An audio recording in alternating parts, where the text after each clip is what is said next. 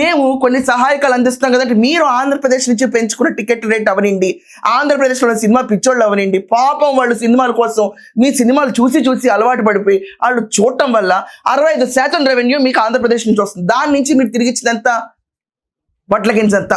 దానికే మా కొంతమంది ఉంటారండి ఫానటిక్స్, ఏం చేయలేము, అందరు హీరోలకు ఉంటారు. నేను వీళ్ళు వాళ్ళు అని చెప్పట్లేదు, ఏం చేస్తే హీరో చేసింది కరెక్ట్ అంటారు. ఇది నిజంగా కరెక్టా?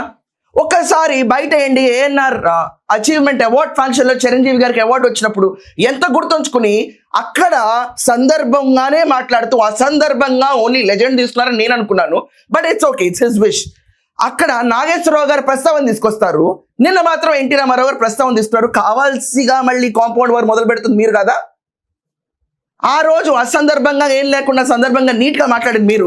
కాంటెక్స్ట్ ఆఫ్ ఎన్టీఆర్ అవార్డు తీసుకున్నప్పటికీ ఎన్టీఆర్ పేరు ఎలా మర్చిపోతారండి? ఆంధ్రప్రదేశ్ దేనికి కావాలంటే వీళ్ళందరికీ వాళ్ళ సినిమాలు కానీ, వాళ్ళ కొడుకుల సినిమాలు కానీ, లేకపోతే వాళ్ళ మేనళ్ళ సినిమాలు కానీ, లేకపోతే వాళ్ళ ఫ్రెండ్స్ సినిమాలు కానీ కావాల్సి వచ్చినప్పుడు అడిషనల్ షోస్ చేయడానికి ఆంధ్రప్రదేశ్ కావాలి. అది మామిడికాయ ముక్క ఆంధ్రప్రదేశ్ నంచుకోవడానికి. టికెట్ల భారం ఆంధ్రప్రదేశ్ జనాలు మొయ్యాలి. పన్నుల రూపాయన ఆంధ్రప్రదేశ్ గ్రోత్కి ఏమన్నా డెవలప్ చేయమని కాంట్రిబ్యూట్ చేస్తామంటే యువకులు ఎవరు కాంట్రిబ్యూట్ చేయరు, అందరూ ఆంధ్ర వాళ్ళే చాలా వరకు. కానీ ఆ రాష్ట్రం పక్క రాష్ట్రం ఉన్నట్టు బిహేవ్ చేస్తారు.